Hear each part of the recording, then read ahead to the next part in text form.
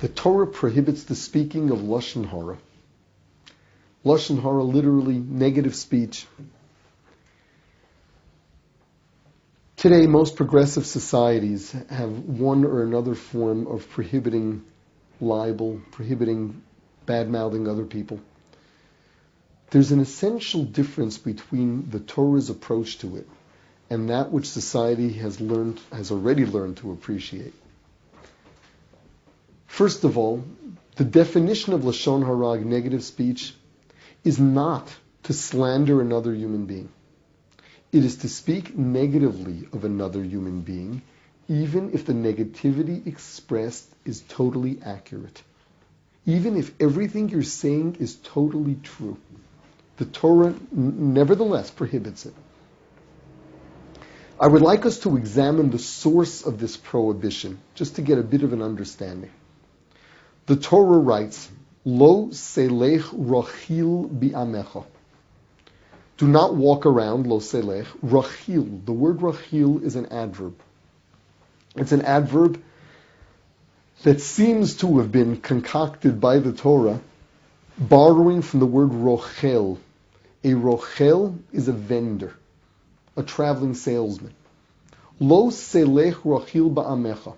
Do not walk around in a traveling salesman-like manner among your people. The way the rabbis explain it is that the Torah is poking fun. It's actually being sarcastic. It's poking fun at this guy who sees himself as the town crier, walking from person to person, sharing the latest gossip. Do you know what he did? Do you know what he did? Do you know what he did? The Torah is ridiculing the person. This is a bit out of character for a classic like the Bible. One would have expected something a little more formal. The Torah is making a point.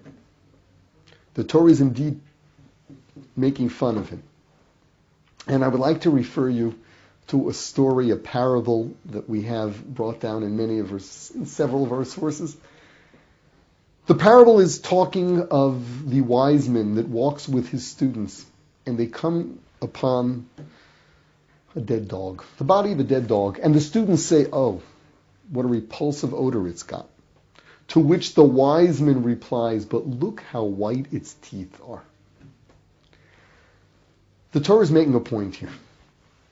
It is lowly. It is beneath us to focus on the negative.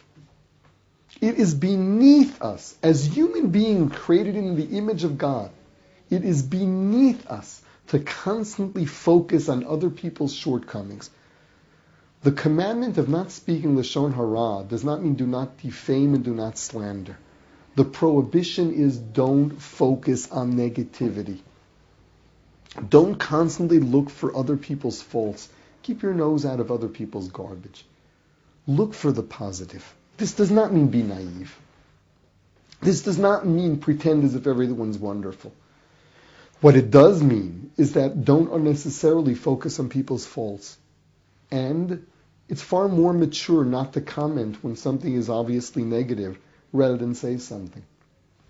There are, of course, times where for a constructive purpose, one must speak up.